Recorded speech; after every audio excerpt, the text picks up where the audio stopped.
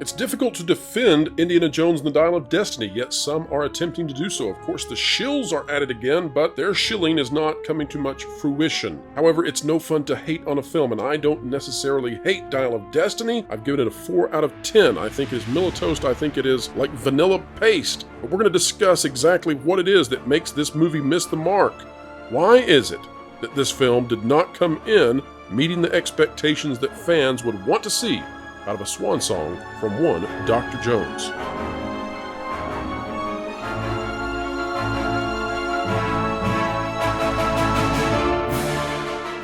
All right, folks, welcome back to another fantastic day here on the WDW Pro Channel. Each and every day we aim for excellence, and today is no different. We are joyous that you have elected to join us. And in doing so, it is our responsibility to provide you with the best content possible. Speaking of which, if you like content like this, consider clicking the like button, share, subscribe, and that little notification bell, when you click it, you stick it to the algorithms. On the Pro Show, we discussed Indiana Jones and the Dial of Destiny. Of course, the Pro Show is every Thursday, 5 to 7 p.m. Eastern Time. We discussed why this thing misses the mark. We had some great guests on who had seen the film, and they have such perfect, prescient points that you just cannot miss. If you've not yet seen the film, there are some light spoilers here. But if you're like the many who have not seen the film and are not going to see the film anyway, well, stick around. We're going to explain what makes this be less than average, not quite terrible, but still probably not worth your time. We're looking at an Indiana Jones, the Dial of Destiny, that will bring in, right now, projected at $65 million. Yeah. Kingdom of the Crystal Skull opened to just about $200 million on a movie ticket price that was essentially half of what we have today. This does not get worse. I mean, you're going to an empty theater. Tonight, I'm going to an empty theater. Yeah. I will give my review of Indiana Jones for members of the channel exclusively in a midnight live stream once I've come out of the theater. But I don't know that this is going to be a whole lot of fun. You've not had fun. Polly has seen the film. Polly, what is it that's driving audiences away, and what's going to happen in the second weekend hold? It's not an Indiana Jones film, and it's not an Indiana Jones film. Now, yesterday, I exited Midnight's Edge early, and so I was only able then to listen in. But you and Andre had a bit of a disagreement on Midnight's Edge about this film. Particularly, he divides the film into two parts. He divides it into a James Mangold film or an Indiana Jones film and then a not Indiana Jones film. And I'll tell you how I think. Now, I've read the leaks. I've known about them for a while. I've talked with people such as yourself who've seen the film, and it sounds to me like it's three parts. It sounds to me like it is, in the beginning, a Spielberg movie. Then it transitions after the first 20 to 30 minutes into a James Mangold film, right? Like a Logan-style film. And then, for maybe an hour and a half, you're dead set in Kathleen Kennedy Central Station. And it is just fleabagging around. What is going to happen as the audiences leave? I asked Andre this. I'll ask you this. Is Indiana Jones and the Dial of Destiny going to make normal audience members angry as they leave? He actually said no. I actually feel that they will, but I don't even think they're going to show up. Do they already recognize this is Jake Skywalker 2.0? I just don't think there's any incentive for this generation to go and see that movie. That is a great point. The young demographics are not there at all. So the general audience, indie lovers, are going to go watch it, and they're going to be disappointed. If they're fans of Phoebe Waller-Bridge and her brand of comedy and whatever it is, they'll love the film. My biggest disagreement with the boss, with Andre, was that he was being too kind to the movie. Yes. That's it. It's 20, 30 minutes of just, pure fun, which was the de-aging, that part set in 1945, which resembles a really decent Indiana Jones adventure. But the problem is, guys, the movie's 2.5 hours, I think. So there's another 2 hours you got to sit through. And my argument with Andrew is that right off the get-go, there's not there. He was saying you have to the film is asking a big ask of indie lovers, and I said no from the very soon as they get to the 60s.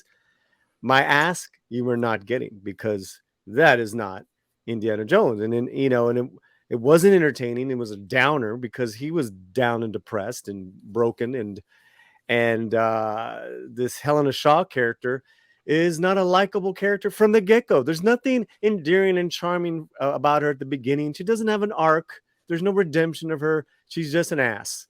All right. And I'm trying to temper my language, but thank you. Appreciate it. Yeah.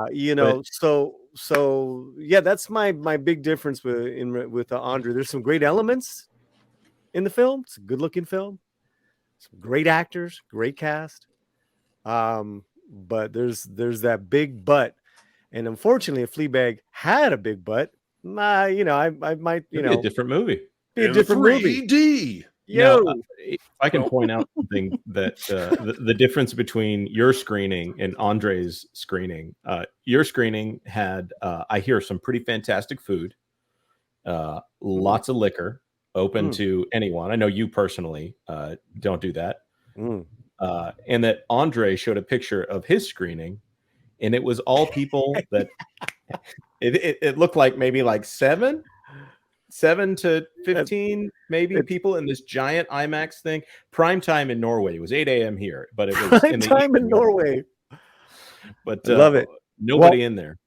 I'm glad you brought that up, because I went to an advanced screening on the Disney lot in Burbank, California here, and I know that's not the real audience that I want to see it with. So to be fair, I'm going to go tonight, and I'm going to see it again with Chris Gore in the film nerd circle that we run with an IMAX crowd. It's like, all right, I might be wrong. Let's hear it. I might be completely jaded already, having gone in. But I remember going in to that screening with a lot of hope. And if you saw my reaction video on my channel, you saw that hope. And then you saw me walking out, and I turned on the camera, and I was hopeless. So this movie, Indiana Jones, and I just want to say too that I'm one of those, as I'm sure many of you are. I grew up watching the 3 Indiana Jones. Natalie and I both. There's still only 3 Indiana Jones, by the way. There's only 3 still. But this one's about to make the 4th a lot better. Come on. The 4th one's about to go. It's about to raise its stock level for everyone that sees this movie, because this movie, it makes the worst offense of all of it's boring. It's a very boring movie. And if there's ever a movie that almost like on camera shows you the lack of imagination, just the soulless cash grab that Disney tries to do, it's this movie. Like, it looks in ways like Indiana Jones, but it is soulless and devoid of any emotion, of any humor. This is the least funny movie I've ever seen, maybe. Like, when I say there is zero humor in this movie, there is zero humor in this movie. And how do you do that with Harrison Ford in Indiana Jones? It was genuinely baffling to me. I mean, Harrison Ford himself is just funny. Like, even if it's just him being him. This movie, man, it really was. And then at Phoebe Waller-Bridge, him and her have no chemistry together. Her character is highly unlikable. I mean, she becomes a little better as the movie goes on. That is her character arc, I guess, being a horrible person to being I can tolerate this person. Yeah, it just, Natalie was with me. We recorded our review.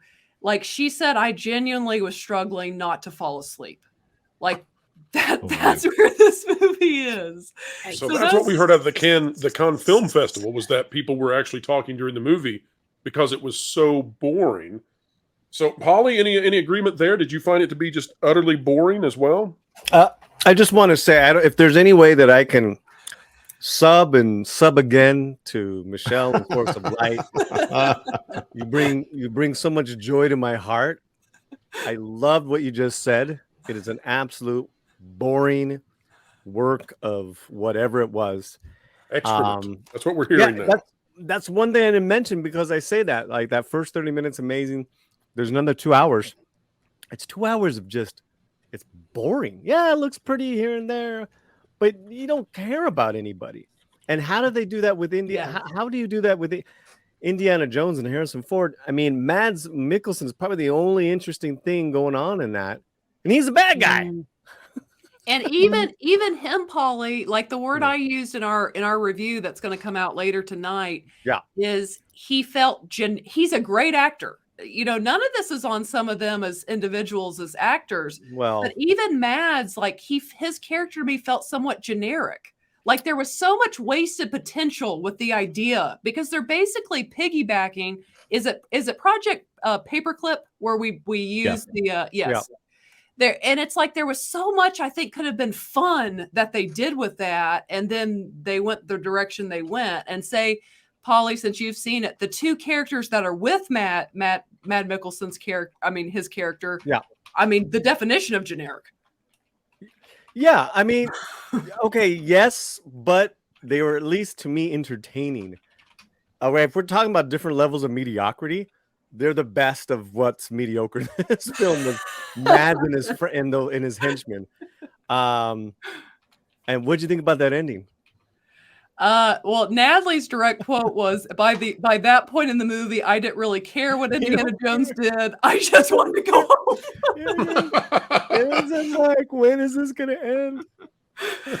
Well, and for me, and I'm not going to spoil it. I know you guys have talked about on this channel. Most people know kind of what the ending is, but let's just say the decision Indiana Jones states that he wants to make, you're like, huh? Like it just kind of feels like it's dropped on you out of nowhere. You're just like, did you feel like you were okay with it? You just said, you know what? At this point, I don't even care anymore. Just if it brings the credit sooner, I'll go with it. Yeah, that's how Natalie felt. But for me, it was just like, this seems like a real jump. Like, I mean, I know he was down kind of because of his losses throughout this movie, but he didn't feel this down. I mean, it was like, again, I don't know how we got here. How did we get here? That's a great statement to review a movie with. Oh my. Yeah. It really was. And kind of my last thoughts that I'll say on it, and I mean, unless you have questions, is you just totally feel the absence of George Lucas and Steven Spielberg. They are so absent from this movie, and you feel it the entire 2 hours and however long this movie was. That's painful. All right, folks, that is the end of the conversation here for today. We do appreciate so much you joining us. And if you like content like it, consider clicking the like button, share, subscribe. When you click it, you stick it to the algorithms. It's the notification bell. If you'd like to have more conversations like this and have the full conversations, well, go on over to that little join button and click. You will gain access as a member to this channel to all the archives of the Pro Show. They go over to the archives after 48 hours of being on air. We have a good time. You can still check us live either way. And folks, wherever you are, whatever you're doing, keep learning, keep growing, and keep having fun.